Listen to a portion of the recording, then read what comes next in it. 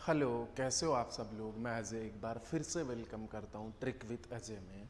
उम्मीद करता हूँ आप अच्छे होगे और स्वस्थ होगे। मैंने आपको बोला था कि रोज़ एक सेशन आपको मिलता रहेगा, उसके बाद में 2, 3, 4, 5 जैसे जैसे हमारे साथ में लोग जुड़ते जाएंगे हम लोग ऐसे आप लोगों के पास में बहुत बेहतर बेहतर ट्रिक लेके आने वाले हैं।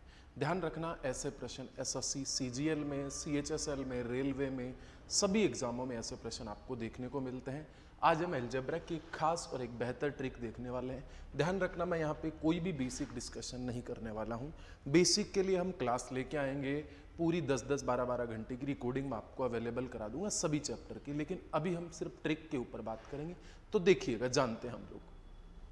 कभी भी आपके पास में ये स्क्वायर वाली बात आती है गाइस, तो हम लोग क्या करेंगे, हम लोग करेंगे सबसे पहले जो ये स्क्वायर वाली बात है इसको तो एक तरफ रखेंगे, और जो बाकी की बात है इसको दूसरी तरफ ले जाएंगे, इस तरफ ले जाएंगे। तो ध्यान रखना, ये तो हो गया ए स्क्वायर और प्लस का बी स्क्वायर बराबर का, अगर इस 4a को उस तरफ लेके जाएंगे तो ये किसका हो जाएगा, माइनस का हो जाएगा कि नहीं हो जाएगा। तो ध्यान रखना, इसको इस तरफ लेके आऊंगा तो क्या हो जाएगा, माइनस का 4a, इसको इधर ले जाऊंगा तो माइनस का 2b, और इसको इधर ले जाऊंगा तो माइनस का 5। ठीक है गाइज। अब देखिए हम लोग इसके बाद में क्या करने वाले हैं, हम सिर्फ और सिर्फ इतनी सी बात से, हम सिर्फ और सिर्फ कितनी सी बात से, इतनी सी बात से, सिर्फ इतनी सी बात से 2 कॉमन ले लेंगे, हमेशा 2 कॉमन लेंगे, ध्यान रखना। तो यहां से आपके पास में हो गया ए स्क्वायर बी स्क्वायर, यहां से मैंने 2 कॉमन ले लिया तो यहां पे आपके पास में हो गया माइनस का 2a, यहां से आपके पास में हो गया माइनस का b, और यहाँ पे हो गया माइनस का 5। तो ध्यान रखना गाइस, जो a का कोफिशिएंट है यहाँ पे कितना है, आप बोलोगे सर a का कोफिशिएंट है माइनस का 2, तो a का वैल्यू हो गया माइनस का 2।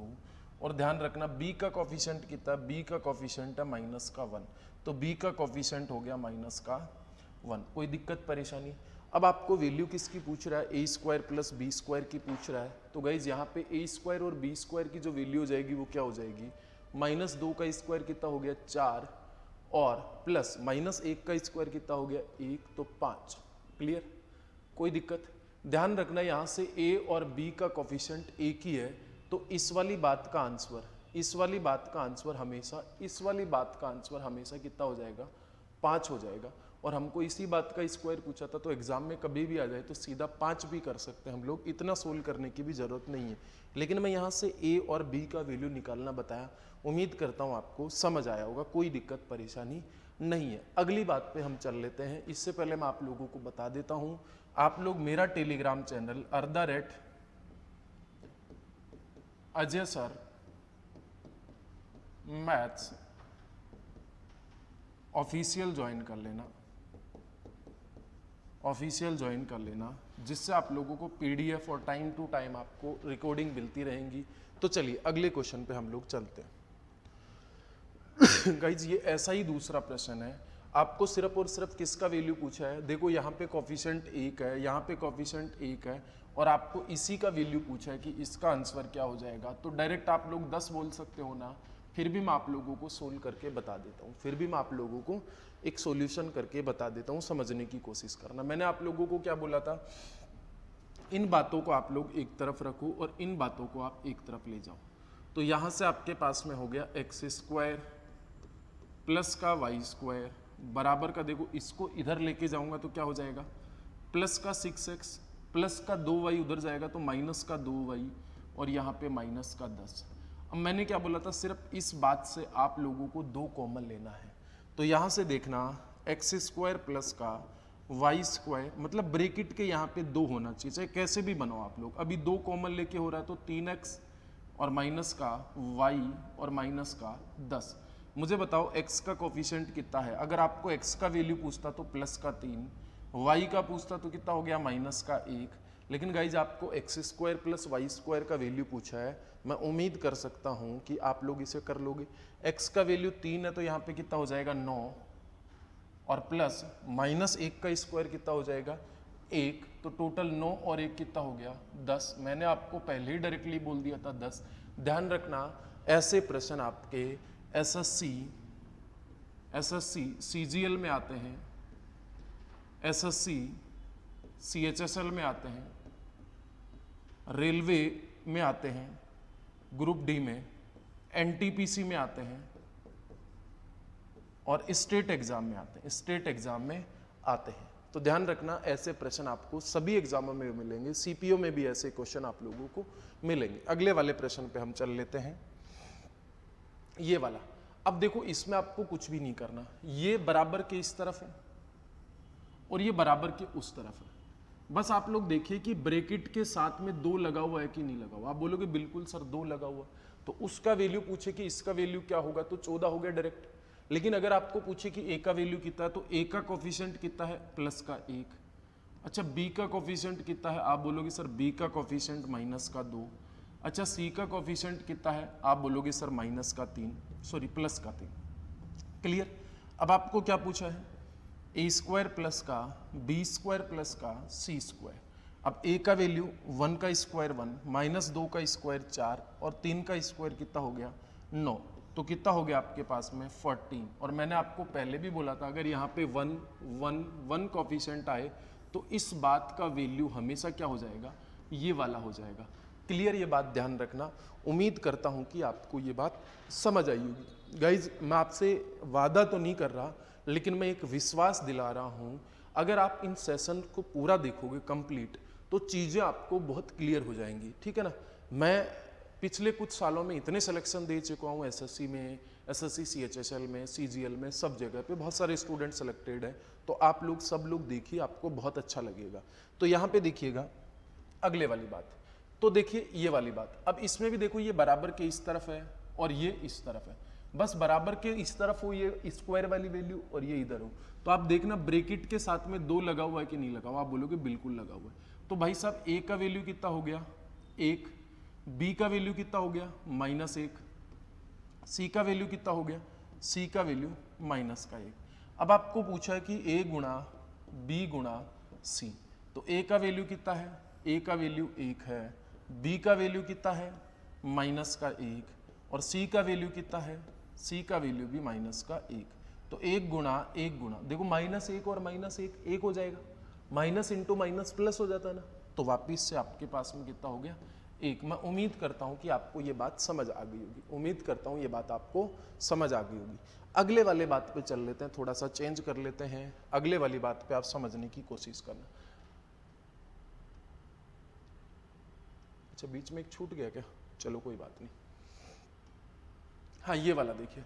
अब गाइज अभी तक यहाँ पे आपके पास में कोफिशिएंट कितना आ रहा था, 1 आ रहा था, लेकिन अभी 4 आ रहा है। अभी क्या आ रहा है, 4 आ रहा है। तो आपको कुछ नहीं करना, स्क्वायर वाले टर्म को एक तरफ लिखना है और बचे हुए टर्म को उस तरफ ले जाना है।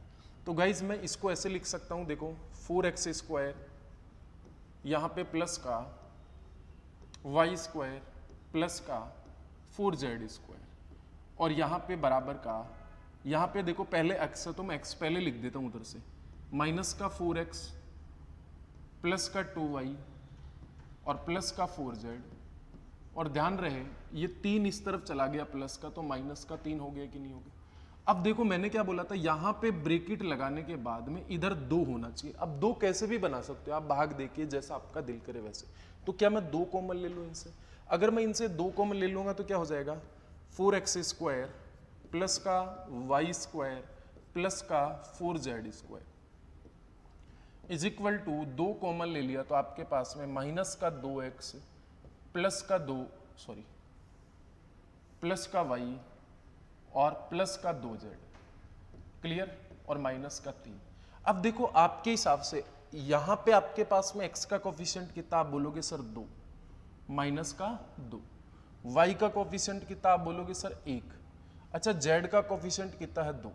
तो ध्यान रखना ये आपका आंसर नहीं है। ध्यान रहे आपके पास में इस स्क्वायर के साथ कोफिशिएंट क्या था, देखो ये 4 है तो इधर 4 का भाग लगा दो, इधर y का कोफिशिएंट कितना है 1 है तो 1 का भाग लगा दो, इधर z² का कोफिशिएंट कितना है 4 है तो 4 लगा दो।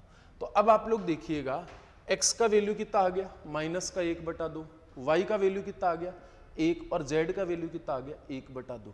अब आपको सम पूछा है ना, तो सम पूछा है तो देख लीजिए x का वैल्यू -1/2, y का वैल्यू 1 और z का वैल्यू 1/2। 1/2 से 1/2 कैंसिल, तो 1 will be right answer. Getting my point? समझ गए होंगे आप लोग। उम्मीद करता हूँ आपको कोई दिक्कत परेशानी नहीं रही होगी। चलिए अगले सेशन में चलते हैं। मैं उम्मीद करता हूँ कि ये बात आपको समझ आ गई होगी। और ध्यान रहे, साथ में ये भी बता देना कमेंट बॉक्स में कि आप लोगों को सेशन कैसा लगा। दूसरा, आप अगले चैप्टर की किसकी वीडियो चाहते हो, मैं उसकी ही वीडियो लेके आ जाऊंगा। और प्लीज प्लीज प्लीज चैनल को सब्सक्राइब जरूर कर देना और शेयर भी कर देना। आगे चल लेते हैं गाइस। तो क्या प्यारे साथियों, मुझे ये वाला क्वेश्चन का जवाब दे सकते हो आप लोग? क्या मुझे इस वाले क्वेश्चन का जवाब दे सकते हो? अब देखिए, सब चीजें ठीक है, ये बराबर के इधर है और ये बराबर के इधर है, सिर्फ और सिर्फ यहाँ पे 2 नहीं है। 2 नहीं है तो सिर्फ 2 कॉमन ले लीजिए। यहाँ से 2 कॉमन ले लूंगा तो क्या हो जाएगा आपके पास में 4a² प्लस का 9b² प्लस का c²। 2 कॉमन लिया तो कितना हो गया 4a प्लस का 3b और माइनस का c और माइनस का 6। क्लियर? अच्छा, a का वैल्यू कितना हो गया आपके हिसाब से 4, b के हिसाब से 3 और c के हिसाब से -1। लेकिन ये राइट थोड़ी है। क्या आप देखिए a² का वैल्यू आपके पास में 4 है क्या, तो 4 का भाग लगाओ। क्या b² का वैल्यू 9 है क्या, तो 9 का भाग लगाओ। क्या c² का वैल्यू कितना है 1 है, तो 1 का भाग लगाओ। तो यहाँ पे a का वैल्यू 1 हो गया, ये 1/3 हो गया और ये 1 हो गया, माइनस का 1 हो गया, सॉरी। अब आपके पास में इसका वैल्यू पूछा तो कितना हो गया, देखो 1 का स्क्वायर 1 प्लस 1/9 और प्लस का -1 का स्क्वायर 1, तो 1 और 1 2 प्लस का 1/9, इनको जोड़ोगे तो 2 सही 1/9 या फिर 9 दूनी 18 और 1 19/9 आपका राइट आंसर हो गया।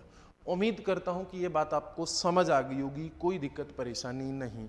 और अगर आपको कोई दिक्कत परेशानी हो तो मैं आप लोगों को फिर बोल रहा हूं, आप लोग मेरा टेलीग्राम चैनल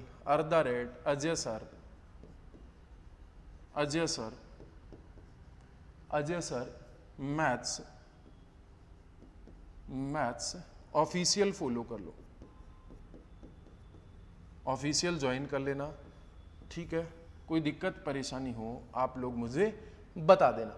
आज के लिए bye bye, take care, love you. और अगले चैप्टर का कौन से का मैं वीडियो लेके आऊँ, मैं सोच रहा हूँ मीन मॉड मीडियन वाले चैप्टर का वीडियो लेके आऊँ। बाकी अगर आप चाहते हो हम उसका वीडियो लेके आ जाएंगे। तो जय हिंद साथियों, मिलते हैं अगले सेशन में इसी उत्साह उमंग के साथ। Take care.